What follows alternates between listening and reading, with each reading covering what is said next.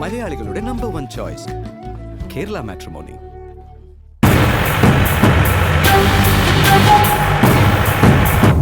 അയാൾക്ക് ഏറ്റവും ഇഷ്ടമുള്ള ആള് ചന്ദ്രമതി മേഡമാ. ബലരാമ സാറിനെ വലിയ കാര്യമായിരുന്നു. ബലരാമ സാറിന് മോശമാവണ്ടെന്ന് കരുതിയാ കേരളത്തിൽ വരാതിരുന്നത്. ഈ വരവ് എന്തായാലും പകരം വീട്ടാനുള്ള വരവായിരിക്കും.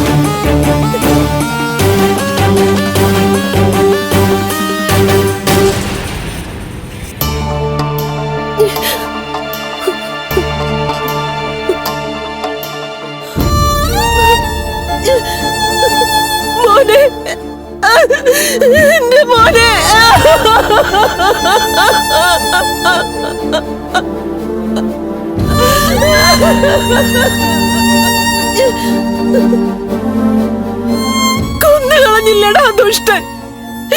എന്റെ ബാലനെ കൊന്നുകളഞ്ഞില്ലേ?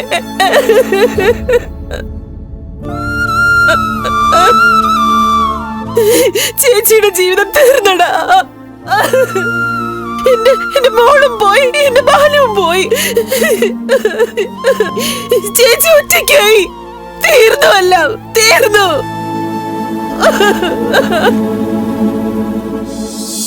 ദുഷ്ടന്മാർക്ക് ഇവിടെ കാലമുള്ളൂ.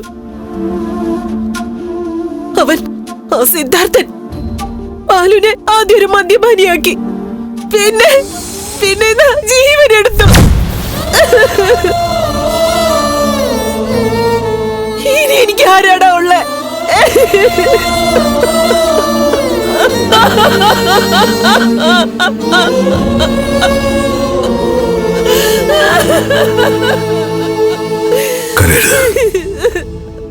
ചേച്ചി കരയരുത്.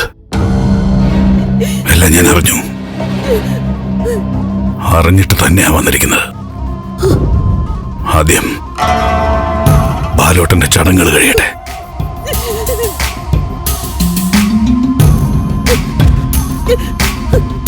അതിന്റെ പിറകെ ചിതകൾ പലതും ഉയരാൻ പോവാ ചേച്ചി.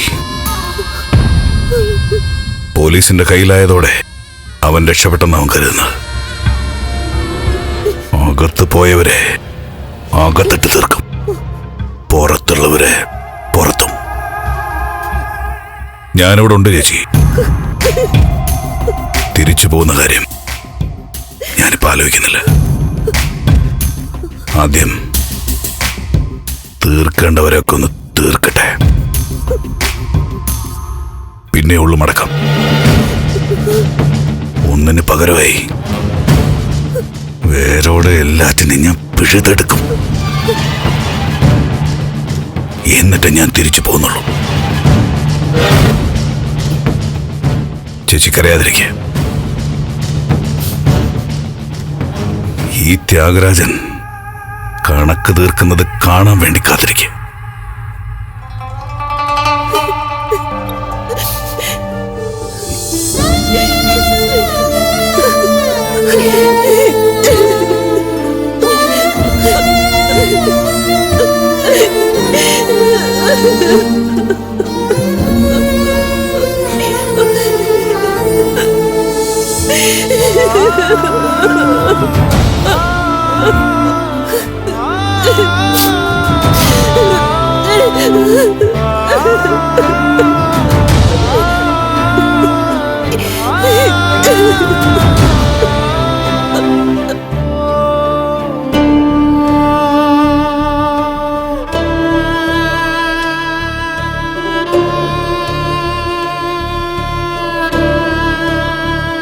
മോനെ,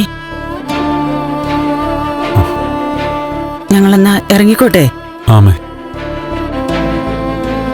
സത്യം പറഞ്ഞ നിങ്ങളെക്കാൾ ദുഃഖത്തിലാ ഞങ്ങള്. ഇവിടുത്തെ കാര്യങ്ങൾ ആലോചിച്ച് അമ്മ വിഷമിക്കണ്ട. ഒക്കെ ഞങ്ങൾ നോക്കിക്കോളാം.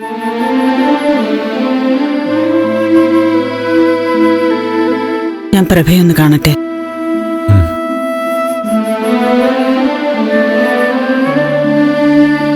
ചേച്ചി, നേരത്തെ അമ്മ പറഞ്ഞതുപോലെ എങ്ങോട്ടെങ്കിലും ഒന്ന് മാറി നിൽക്കുന്നതല്ലേ നല്ലത്. നന്ദേട്ടാ, ആ ത്യാഗരാജൻ എന്ന് പറയുന്ന ആളെ കുറിച്ച് ഹരിയങ്കിള് പറഞ്ഞു കേട്ടപ്പോ പേടിയാവാ. അങ്ങനെ പേടിക്കൊന്നും വേണ്ട. ഇനിയിപ്പോ കാര്യങ്ങൾ കോടതിയാവും തീരുമാനിക്കുന്നേ. ഞാനും മുരളിയും ഇന്ന് ചിലരെ കാണാൻ പോകുന്നുണ്ട്. നിയമപരമായി എന്തെങ്കിലും സഹായം കിട്ടുമെന്ന് നോക്കാം.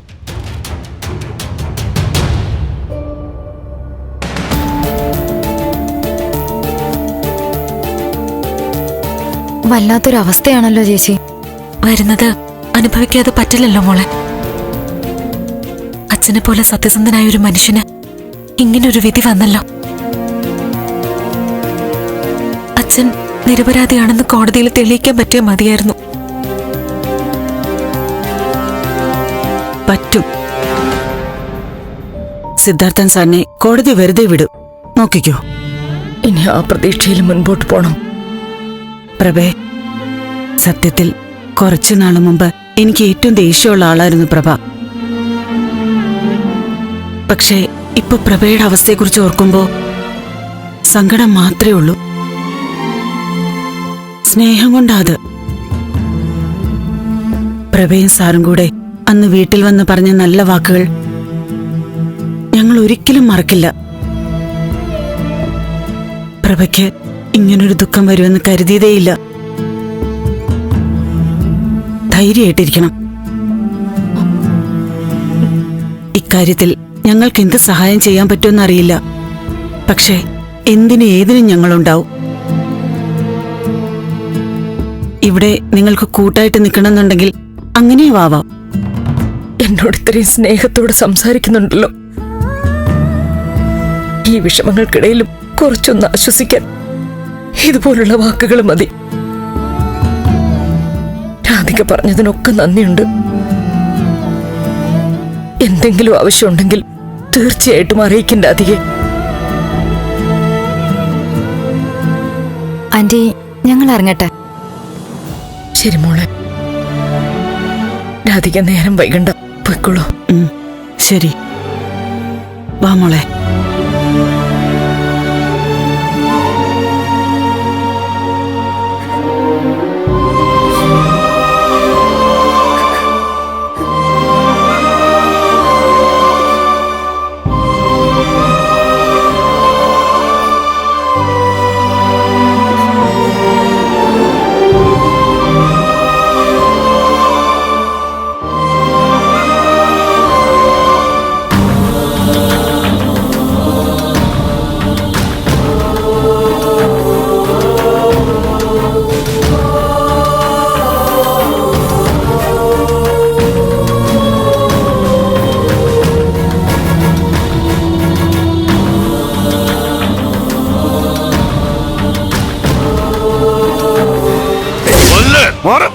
ഞാൻ നിന്നോട് അപേക്ഷിക്കുക, വെറുതെ വിടരുത്.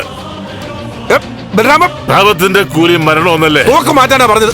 ആ പ്രതിഫലം നിന്റെ കൈ കൊണ്ടുവേണം.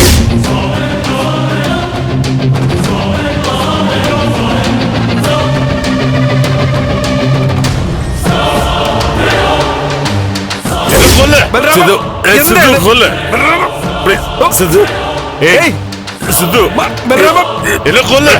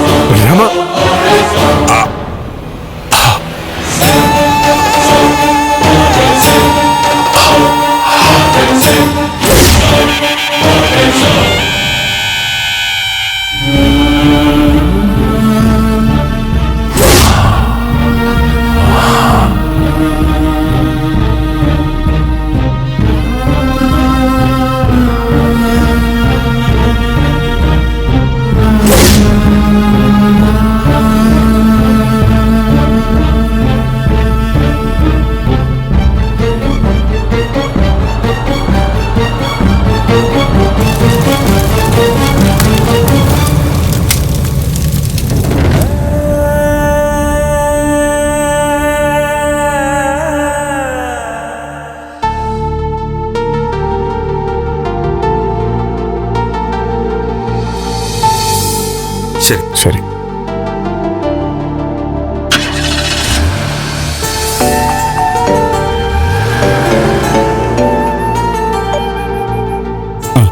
ദേവിക, ഗിരീഷേട്ടാ വീട്ടിലെത്തിയോ? ആ ഇപ്പൊ വന്ന് കയറിയതേ ഉള്ളൂ. രചന ചേച്ചിക്ക് എങ്ങനെയുണ്ട്? കാര്യമായ ആരോഗ്യ പ്രശ്നങ്ങളൊന്നും ഇല്ല ദേവിക. പിന്നെ ചന്ദ്രോത്ത് പോണെന്ന് പറഞ്ഞോണ്ടിരിക്കുന്നു. ഇങ്ങോട്ട് കൊണ്ടുവരായിരുന്നു. എന്തായാലും ഞാനും നന്ദും കൂടി കുറച്ച് കഴിയുമ്പോ അങ്ങോട്ട് വരാം.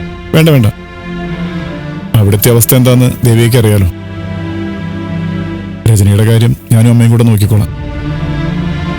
അവിടെ നന്ദനെ മേഡത്തിനെ ആശ്വസിപ്പിച്ച് അവർക്ക് ധൈര്യം കൊടുക്കേണ്ടത് ദേവിക. എനിക്കറിയാം, പക്ഷേ കൂടുതലൊന്നും പറയണ്ട, വിഷമിച്ചിരിക്കുകയും വേണ്ട, എല്ലാം നേരെയാവും. വെച്ചേക്ക്. ശരി.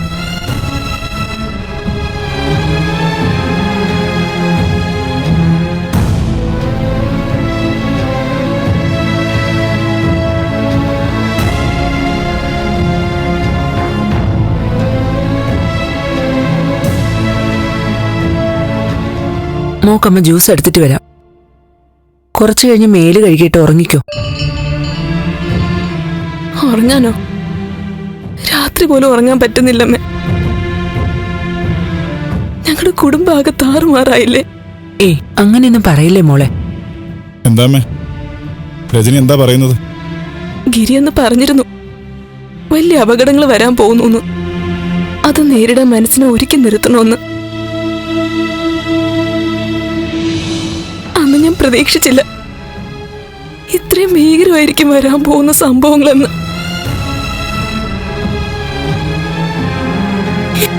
ഇതിലും നല്ലത് മരണമായിരുന്നു. തനുജിയുടെ കുത്ത് ചങ്കിലങ്ങ് കയറിപ്പോയാൽ മതിയായിരുന്നു. മോളെ, നിന്റെ അവസ്ഥ ഞങ്ങൾക്കറിയാം. നിന്നെ പോലെ തന്നെ വിഷമിച്ചിട്ടാ ഞങ്ങൾ നിൽക്കുന്നേ. ഇനി ഇങ്ങനെ സങ്കടപ്പെട്ടിട്ട് എന്താ കാര്യം? പിന്നെ സങ്കടം ഉണ്ടാവില്ലേ അമ്മേ? എന്തൊരു ദുരന്തം അമ്മേ ഞങ്ങളുടെ ജീവിതം. വിധി എന്നൊക്കെ പറയും, പക്ഷെ ഇതുപോലെ ചന്ദ്രോത്തുള്ളവരുടെ ഒരു വിധി ആർക്കും കാണില്ല. ഞങ്ങൾ ഓരോരുത്തരുടെ ജീവിതം എടുത്ത് നോക്കിയാൽ മതി. സന്തോഷം പറഞ്ഞിട്ടില്ല. ആകെ എനിക്ക് സന്തോഷം കിട്ടിയത് ഈ വീടിന്റെ പടി കയറിയപ്പോഴാ. പക്ഷെ ഇപ്പോ ഞാൻ കാരണം നിങ്ങളും വിഷമിക്കുന്നു.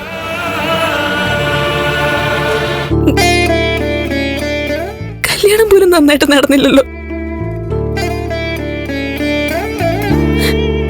ഞങ്ങളുടെ അച്ഛൻ ഞങ്ങളുടെ ഹീറോ ആയിരുന്നു.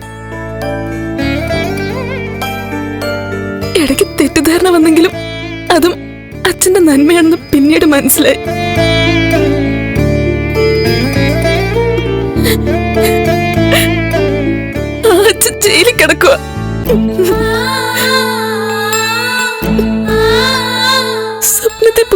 സഹിക്കാൻ പറ്റാത്ത കാര്യം. ഈശ്വര, ജയിൽ വേഷമൊക്കെ ഇട്ട് എന്റെ അച്ഛൻ അഴിക്കുള്ളിൽ പിടിച്ചു നിൽക്കുക. സഹിക്കാൻ പറ്റുന്നില്ല. മരിച്ചാ മതി.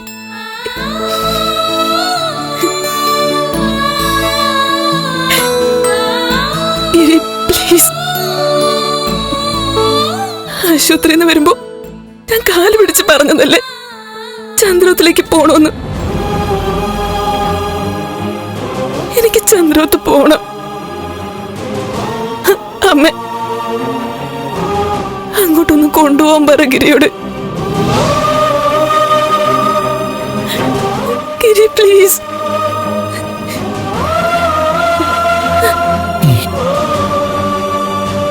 അതെ, ഇതുവരെ നീ പറയുന്നതൊക്കെ കേൾക്കായിരുന്നു.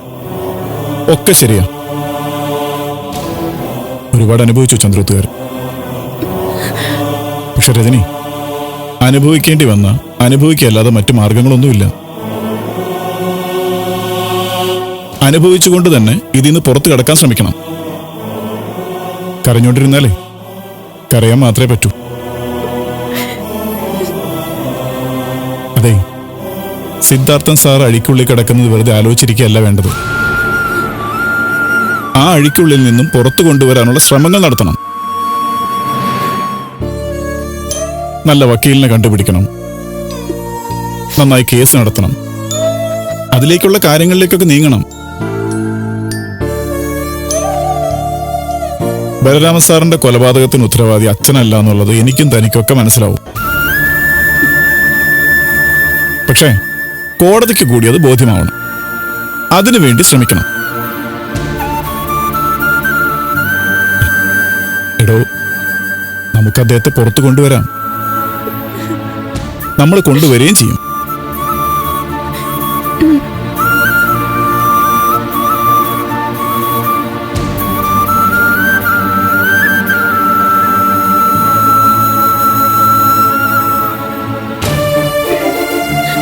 എടോ, താൻ പറയുന്ന കേക്ക്. ഇങ്ങനെ കരയല്ലേ.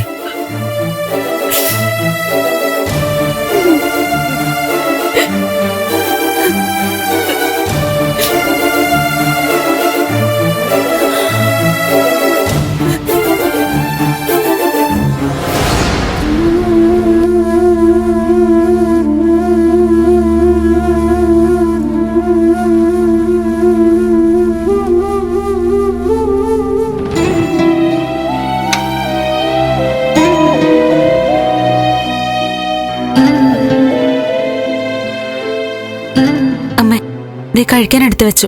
വാ. എനിക്കൊന്നും വേണ്ട.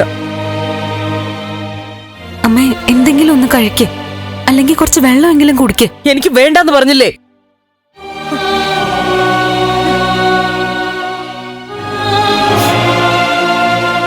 അമ്മ ഇങ്ങനെ ഒന്നും കഴിക്കാതെയും കുടിക്കാതെ ഇരുന്ന അടുത്തത് അമ്മയെ ആശുപത്രി കൊണ്ടുവേണ്ടി വരും. ദേവിക, എന്നൊന്ന് തനിയെ ഇരിക്കാൻ വിടുവോ? അമ്മേ, പറയുന്നതൊന്ന് കേക്ക്. എന്തെങ്കിലും ഒന്ന് കഴിക്ക്. ഒരിറ്റ് വെള്ളം പോലും കുടിച്ചില്ലല്ലോ. ഞാൻ ഇത്രയും വെള്ളം കുടിക്കാൻ എടുക്കാം.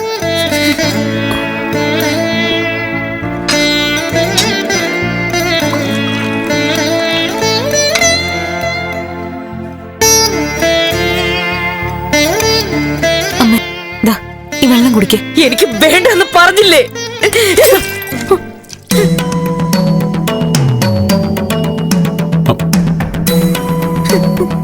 അമ്മേ, എന്താ അമ്മ ഇത്? ഞാൻ പറഞ്ഞതല്ലേ ദേവികയുടെ അടുത്ത് എനിക്കൊന്നും വേണ്ടെന്ന്. ഈ പിന്നെ എന്നെ വീണ്ടും നിർബന്ധിക്കുന്ന എന്തിനാ? എന്നോടുള്ള സ്നേഹം കാരണം ദേവിക പിറകെ നടന്നിങ്ങനെ പറയുന്നത്. പക്ഷെ എനിക്കെന്തെങ്കിലും കുടിക്കാനും കഴിക്കാനും ഒക്കെ തോന്നണ്ടേ? ദേവി, അമ്മ നിർബന്ധിക്കണ്ട, വരട്ടെ. നന്ദാ, നിന്നെ ഇവളെയൊക്കെ ഓർത്തിട്ട. ഇല്ലെങ്കിൽ ഞാൻ എന്റെ ജീവൻ കളഞ്ഞേനെ. വയ്യ. അമ്മേ, അമ്മേ, വിഷമിക്കാതെ, ഞങ്ങളുണ്ട് കൂടെ.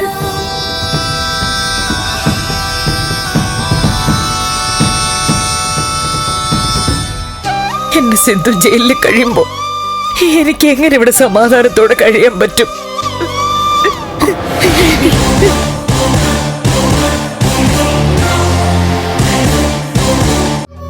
മലയാളികളുടെ നമ്പർ 1 ചോയ്സ് കേരള മാട്രിമോണി.